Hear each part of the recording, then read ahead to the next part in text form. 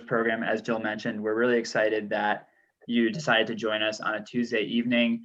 So you can learn more about the R.I.V.E.R.S program and learn more about what's been going on with the R.I.V.E.R.S program in the past, and also what to look forward to if you're either a returning volunteer or you're interested in volunteering. This is the place to be right now. So thank you for joining.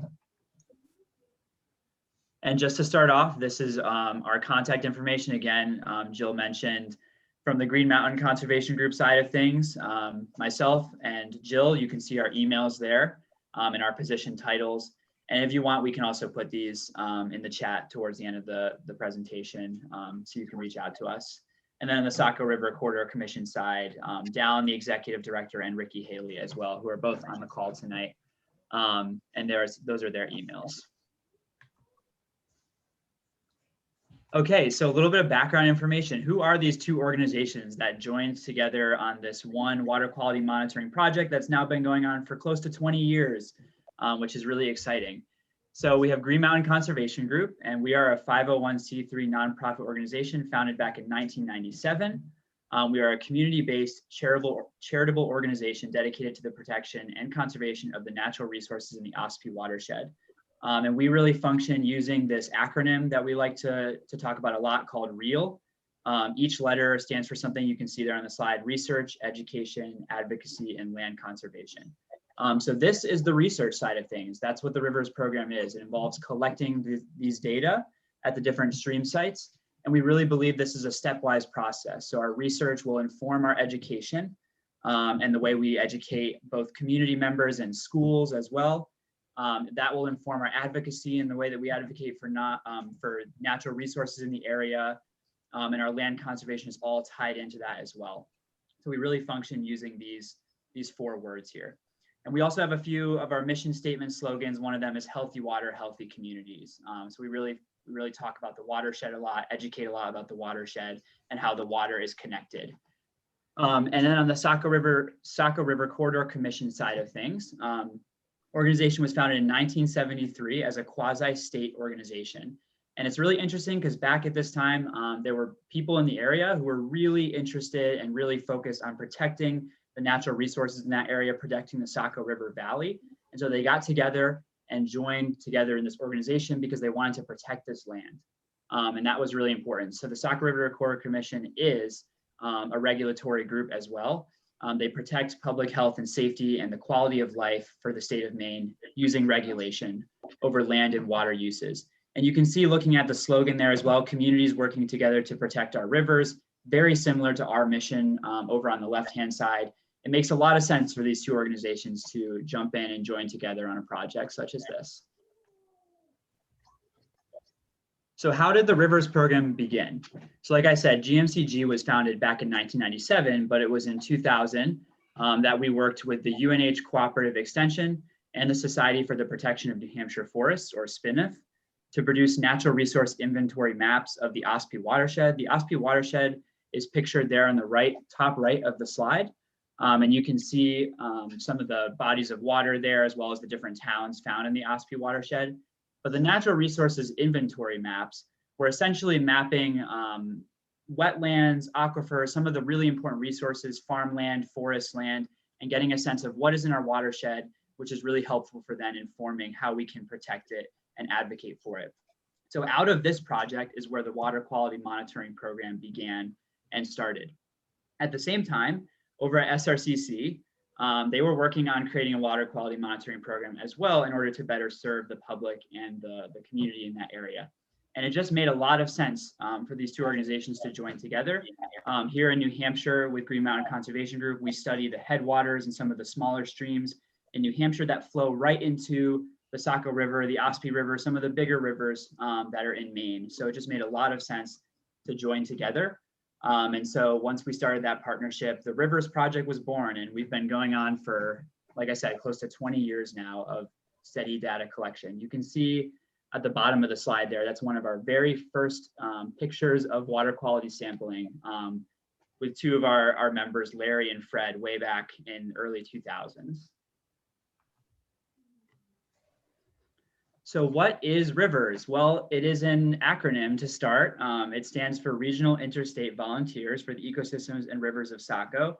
And so because of that name, we say rivers, which is much easier. But that is what it stands for. It is a water quality monitoring program conducted by citizen scientists or community scientists, which means that it's the volunteers who are out in the field collecting the data that we then use, the data that's so important. So that's what you get to be a part of. This program runs bi-weekly from May to September for SRCC or May to October for GMCG. It totals about 13 to 15 samplings each summer. Sampling is done before 9 a.m. We talk about that as something that's really important because as the sun starts to heat up our Earth in the summertime, the water temperature will fluctuate. And so it's important that we get the sampling done prior to 9 a.m. And it takes about 20 minutes at a site. Again, you can see in the picture there some of our volunteers sampling, and we're going to talk more about what the equipment is and how that process all works. So this is essentially our sampling area, the Saco River watershed. As I mentioned earlier, part of it is in New Hampshire, part of it is in Maine. We showed the R.I.V.E.R.S watershed earlier, which is just a sub watershed within this larger Saco River watershed. It covers approximately 1,700 square miles, and it's almost split evenly between eastern New Hampshire and western Maine, which is really cool. And so Green Mountain Conservation Group is right on the border, and Saco River Corridor Commission is only 10 minutes away from us. And there are three major tributaries to the Saco River: the Swift, the Ospey, and the Little Ospey rivers. Those are the rivers that are typically studied and sampled by SRCC, whereas at GMCG, like I mentioned, we study some of the smaller tributaries and headwater streams that flow into those larger streams. But we also do have a couple of sampling sites on some of these bigger rivers as well. This is a really important watershed because there are approximately 156,685 people living in this area, 63 towns that it encompasses. And there's also about 250,000 people in southeastern Maine that get their drinking water from the Saco River.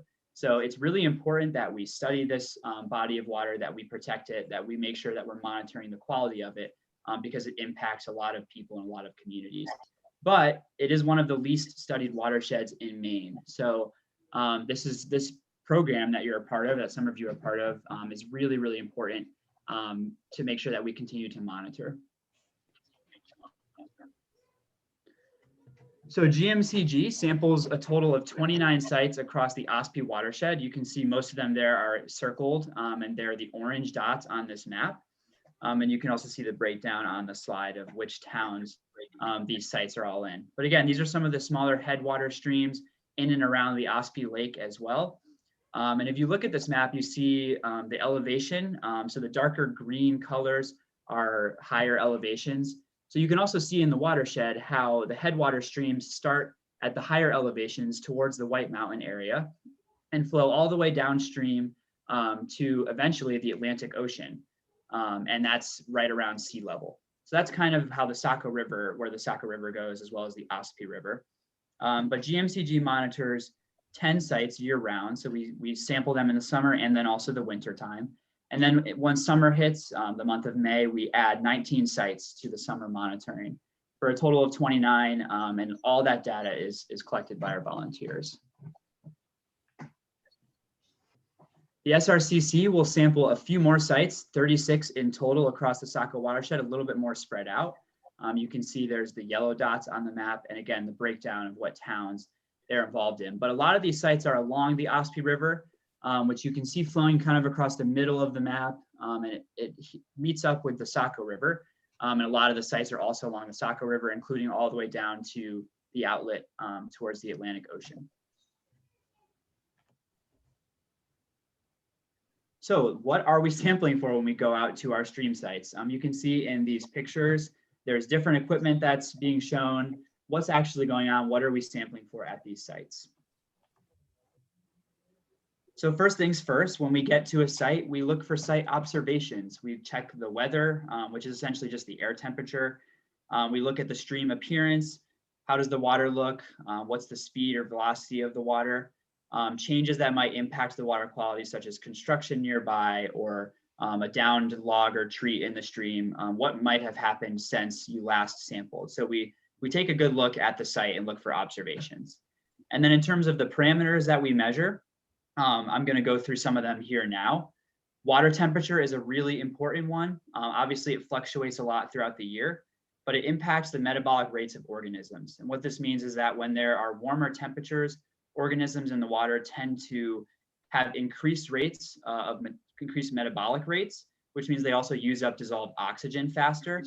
And temperature is a really important parameter because aquatic organisms like to live in certain ranges of temperature. So if you have colder temperatures that don't fluctuate as much, you can typically have species like trout or other cold water fish species that can live in a stream. And we tend to like to see water temperature that is colder and doesn't change as much throughout the year, which is what we also see in a more forested area that helps to shade the stream, which is a lot of what we do have in New Hampshire and Maine is forested land that really helps with keeping the water temperatures down. Turbidity is essentially just the clarity of the fluid. So if you see in that picture on the slide, 250, that's a really high turbidity. You almost basically cannot see through the water at that point. And that's because there are higher levels of suspended particles or sediments in the water. If you have a much lower turbidity, there's a lot less sediment and suspended particles. pH is a measure of how acidic or basic the water is. And it's measured on a scale of 0 to 14, with 7 being right in the middle, neutral.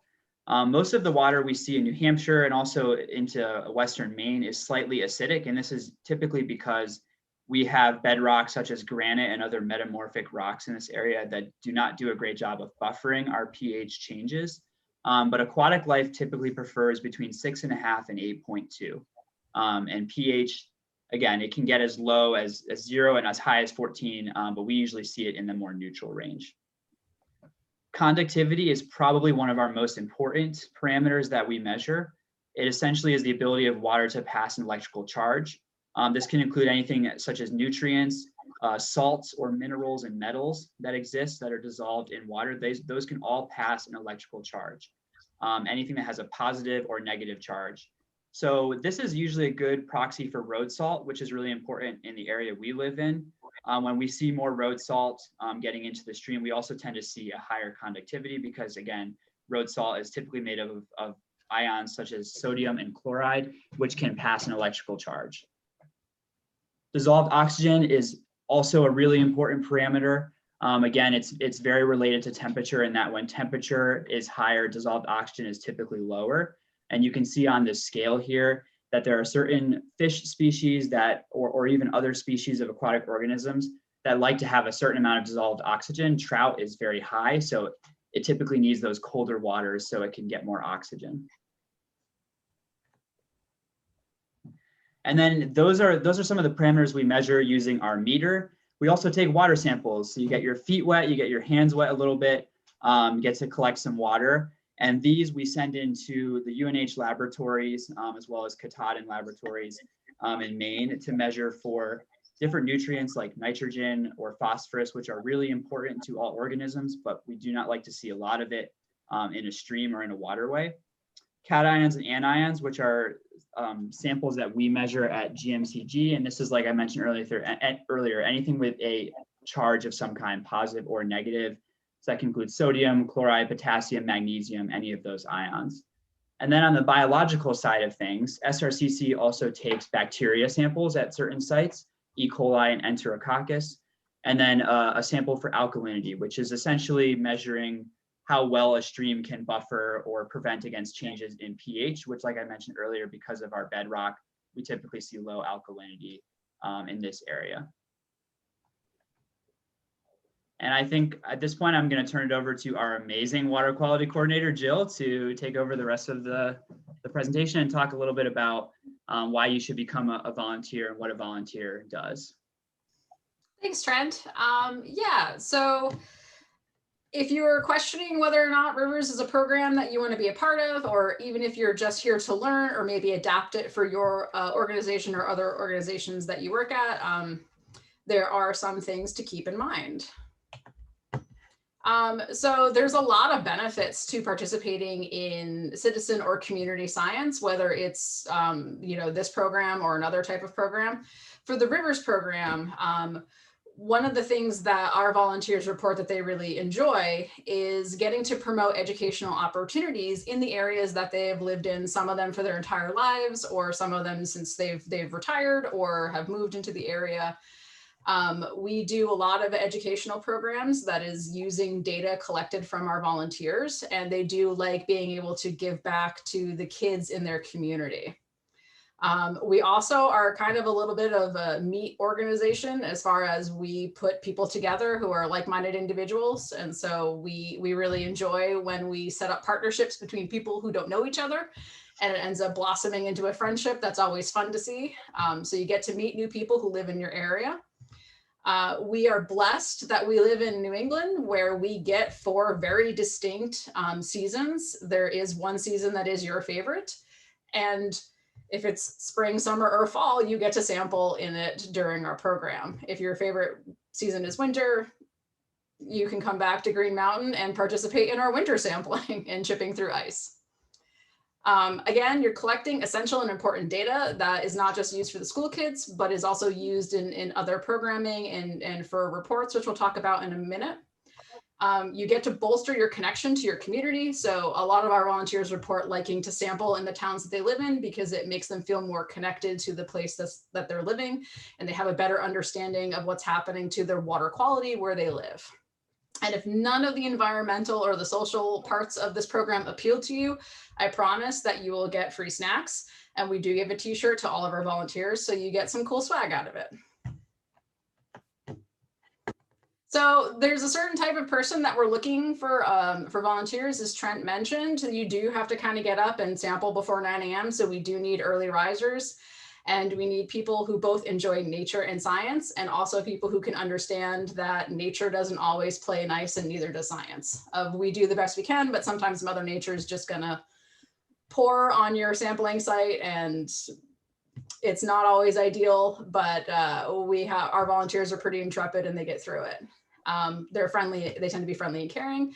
We have a lot of times our volunteers are just picking up trash at their sites, which is not a requirement to the program, but they just love nature and being out there so much that they're going to take care of it in other ways that are not monitoring water quality. We train our volunteers in the collection techniques. So we have a quality assurance project plan or program plan, depending on who you are. So all of our volunteers go through a training every year to brush up on either skills from the past years, or if the protocol has been completely revamped during a co-op year, to learn what the new protocol is. So we do send our volunteers out in the field with complete training. They're also given manuals so that they feel secure in what they're doing when they're out in the field. We do want them, the next bullet point is safety in the field. We do want them to be safe when they're out there. So we do ask them to pay attention to their surroundings, to make sure that there's no inclement weather events like flooding or lightning storms. So we do need them to be safety minded as well. Again, helping their communities determine their water health. This program does a really good job of giving people ownership to where they live and seeing how different development or decisions the town has made will impact their water quality. Our volunteers also contribute an enormous amount of time that does have a monetary value to it. We sample in this program over 60 sites between both organizations, and there's just no way that either organization could do it on their own. We really live and die by our volunteer base helping to go out and sample these sites. It's 29 in New Hampshire, 36 in Maine. That's a lot of miles to cover. So we really do thank our volunteers for being a part of our program. The monitoring that they do is essential for looking at trends and detecting changes over time so that we can get a jump on any issues that may be arising in our watershed.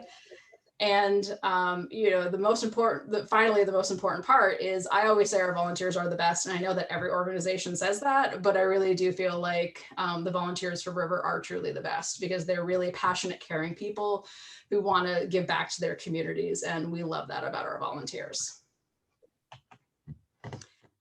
So the other really cool thing about the R.I.V.E.R.S program is it's kind of a time capsule. So we can go back in time and actually see which volunteer has collected what points and when.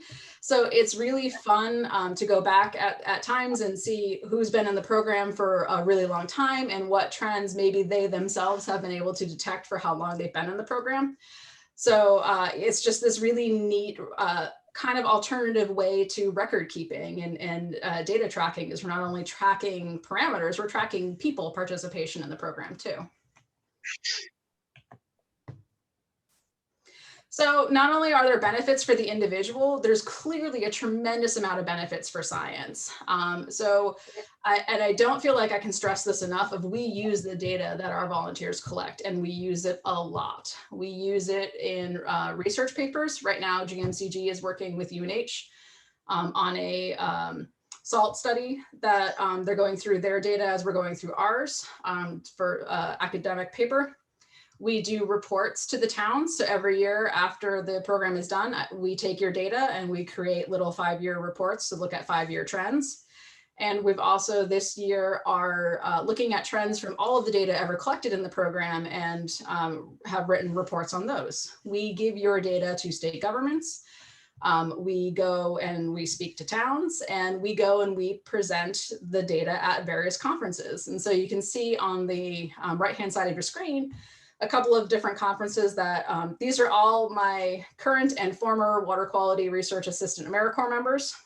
We do try to get to a couple of conferences every year because we both want to drum up interest and support in the R.I.V.E.R.S program and just let people know, hey, this is a program we run and maybe it's applicable to your watershed, but also get to meet more academic and research people for like, here are our data and let's talk about it. So we do go to conferences. In the middle, you can see Trent there virtually attended the main sustainability conference this year. And he's also going to be attending the Citizen Science Conference it's technically being held in Arizona, but it's virtual and it's an international conference this year. And he's going to be presenting R.I.V.E.R.S at this. Evie is also going and presenting another one of our programs there. But the point is getting other places, maybe not even in this community, but across the world to potentially adopt our monitoring style to their places that they live. So we talk about your data a lot to a lot of people as often as we can. The data, we look at long-term trends in our area. We want to see what's going on with the water quality and from all the data that's been collected.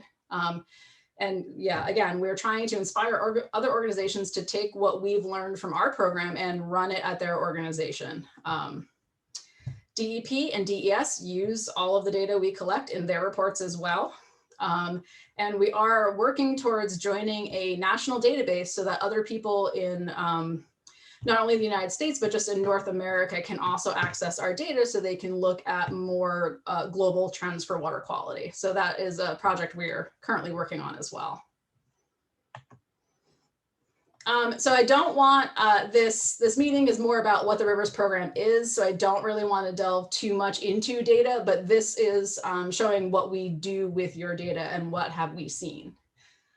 So in the New Hampshire side, from the 19 years of data that we've collected, we can actually see, which will be very unsurprising to anybody who lives in New England or has driven a car in New England, that road salt is having an impact on our watershed. And so what you can see from these graphs that Trent has made from one of his posters is that we're able, from the data collected from our volunteers, we can look at our conductivity levels and then directly compare them to our sodium and our chloride levels. And what you see here on the graphs on the right, the scatter plots, is that there is a really strong correlation between our conductivity that our volunteers are measuring with their meters and the sodium and chloride levels that they're collecting in some of their grab samples, which isn't terribly surprising because we're seeing in trends in the United States that New England and the upper Midwest, so your Minnesota, North Dakota areas, are having tremendous salinity issues. Road salting has just started to have extreme negative impacts on their water quality versus in places where a lot of the sodium or conductivity pollution has stemmed from agriculture, like in the Midwest, where they've worked to do some mitigation on that. They've actually been seeing improvements happen. So we're going to have a bigger talk on the data at the end of July. So if you want to come and learn more about the data in various aspects of what we've found, we encourage you to come to this talk at the end of July, where we're going to be talking just about the data that's been collected from this program. But the point being is we're using these data to try to educate the watershed on what's happening based on things that the towns are doing. And so here we are at some on the left at a local pre-COVID, obviously, meeting, a conservation meeting, talking about some of the data that we've collected to this town and what steps they might be able to use in mitigation. So on the non-government side of this, all of these data are also used in education programs for school children. Lots of studies have shown the earlier that you can educate kids on environmentalism, the more environmentally minded they are as adults. And so we take our data and use it to help inform and interpret some of the findings from our Saco program that we run with the schools in the fall. So the kids are going out into the water and they're counting macros, and certain macros do better in pollution, certain macros do better when there's less pollution. And then they can also look at the water quality data that we've collected through this program and try to decide, based on the macros they're seeing, does that reflect the water quality chemistry data that we have? So we're hoping that between attacking the, bringing these to the municipalities and to the schools, that we're using sort of a two-pronged effort to try to educate the members of the watershed on what's happening with their water quality. So if you're interested in volunteering, you don't need a whole lot, which is great. You need just a couple of basic things, pretty much reliable transportation to and from your sampling site, clothes that you can get wet in, because again, I'd like to promise that it's always going to be 72 degrees and sunny and you'll never trip and fall into your river, but I can't guarantee that. I have done that. I've also been sampling in the pouring rain, so things you can get wet in. We strongly encourage people to go out with a buddy. Sampling with friends is a lot more fun than sampling by yourself. But that being said, we do have people who like to go solo, and that's cool too. We recommend that you have boots or wading shoes of some kind. I do tend to just go in my sandals, but I will tell you, May and October water is chilly. So if you don't have a lot of cold tolerance, you might want some boots. We are asking people, if they're going to join the program, to try to commit for a year. If it ends up not being for you, it's not for you, and that's okay. But we do, as Trent mentioned, anywhere between 13 and 15 samplings. So it's 15 minutes a pop when you're out at the stream site. So hopefully it's enough of, it's not too much of a commitment that people can stick with it. And pretty much an intrepid spirit. Again, you'll end up sampling in some great weather and some not so great weather, and just having kind of a positive attitude about the whole thing just makes it so much better. So this is the equipment we send the volunteers out into the field with. We have 2 training sessions that we'll talk about at the end of the program that people can come to, so that they understand both how to use it and how to troubleshoot it and how it works. But this is about $5,000 worth of equipment that our volunteers are trained to use. So this is some pretty high-tech scientific equipment we go out with. So you get a multimeter, you get 2 probes that attach into it, a conductivity and a DO probe. We give you a old school thermometer that you can use as just a comparative measurement. And then you're given a turbidity meter, which is located at the bottom, that will sample your turbidity samples. We provide you with sample bottles. And again, I provide you with snacks. So if nothing else in the program, you get snacks and swag. So if you are interested, we're going to launch a poll at the end that you can click on if you want to have some more information on signing up for the program. I know some of you tonight are here just to learn about what the program is, and that's great too. If you do fill out our form, it's just going to have some contact information, date, time, preferences, willing to calibrate the equipment, emergency contact info. It's pretty basic information just to help us get started and to get you integrated into the program. One of the things I will mention is that we do have some sites that are more accessible than others. So it's a little bit of an odd question that we ask, and we're not trying to delve deeply into anybody's medical history, of course. We merely want to know if a volunteer can handle some rougher terrain versus we need to pair a volunteer with a gentler site. And we have all different types of terrain sites, so usually we can find something to accommodate everyone. So again, we could not run this program without our volunteers. They are the lifeblood of this program. They are the reason that we have been 19 years and counting successful for that long. And so here's just a little bit of a collage of some current members, some past members who have participated in our program. We thank them all, whether they're still currently sampling or they have retired their sampling shoes. We're really grateful for all the people who have participated in the program in the last 19 years. So to end with, if you are interested, these are the training session dates and times. They are both from 10 a.m. to noon. We're having one on Saturday, April 24th, and one on Tuesday. You don't necessarily have to register for one or the other. We just like to know who's coming to what so that we make sure we have enough meters on hand, that we have enough staff on hand. And we highly encourage that even if you are a existing R.I.V.E.R.S member and you have been for the past maybe 19 years of the program, that you do come back to one of the trainings, because we did have our QAP renewed in 2020. So this is our protocol for collecting the samples, and it was approved by DES, Maine DEP, and the EPA. And there's a few changes this year from last year. So we're encouraging veterans to come back so that they can refresh their skills and hear about the new changes. And of course, if you are going to be a new member into our program, we welcome you to come to the training sessions so you can actually get to hear the protocol and play with the meters.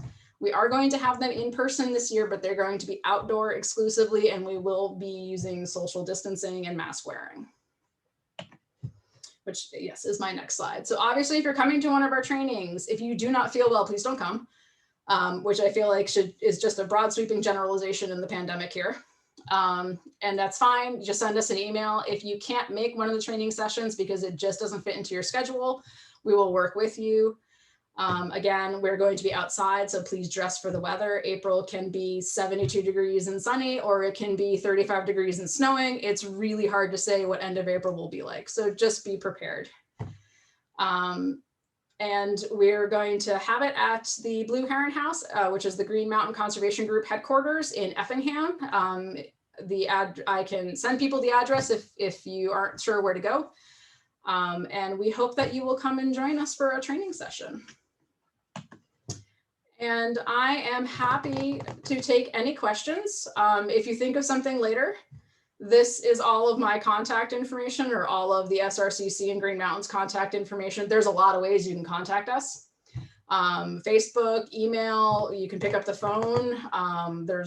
We're on Instagram now, so lots of different ways. And here are just some of our favorite sampling partners here on the right.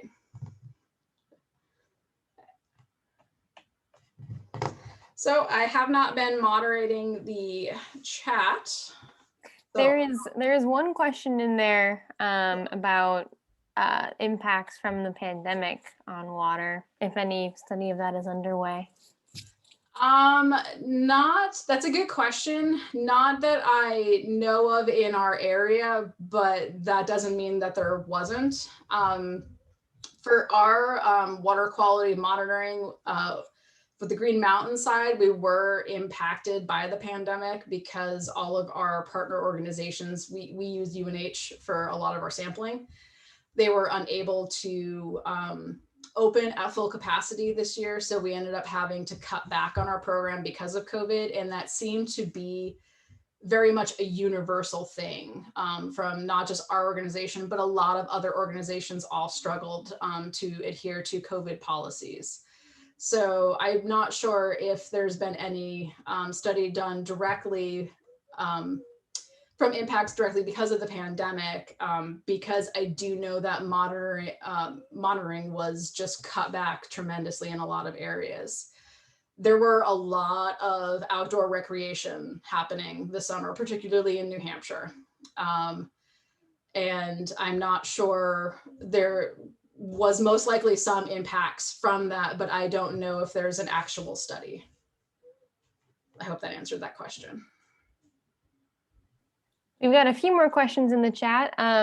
one from Elizabeth is, how are sites assigned / chosen?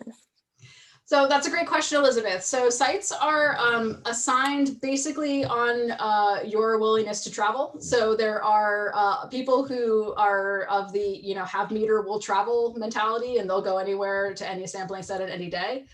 We try to pair our volunteers to where they're physically located or where they work, because if they want to do this like right before they go to work. So in a location that makes sense to them. That being said, like, we do the best we can, but if a monitoring site is not physically accessible for that volunteer, we may have to move them further out. But one of the things on our volunteer sheet that we send you is just asking you roughly how far would you be willing to travel for the program. And we do try really hard to keep people in towns or close to where they're living. And we try not to send them, 30 miles somewhere to go sampling. Great. And then Dallin answered a question from Daniel about when SRCC testing starts. Are there any other questions? Can answer that, Dan. May 10th. Yes, May 10th, second week of May. All right, I'm not seeing any other questions in the chat, so I think we're good to wrap things up. Okay, So before would you like me to launch the poll? Yeah, Oh, before yes. everybody leaves, I was gonna say, if you could fill out the poll that Trent is going to launch. I'm gonna stop sharing the screen.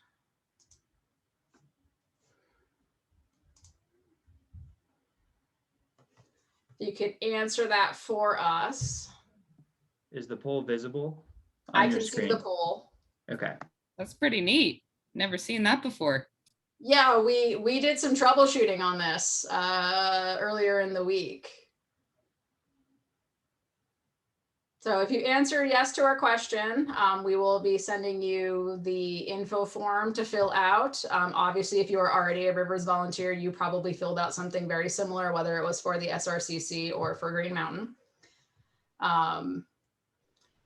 And we just don't want to send emails to people who don't want them. We're trying to be respectful of that.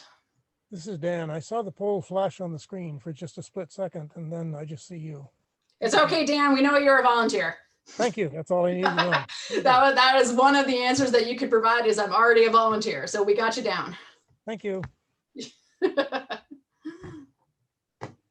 And again, even if you're unsure, you certainly don't have to answer right now. You can take some time to think about it. And if it's not for you, that's fine. We respect that. And we do thank you for just coming and learning about the program, because we think it is a great program and it's been running for 19 years. And we just want people to be aware of its existence.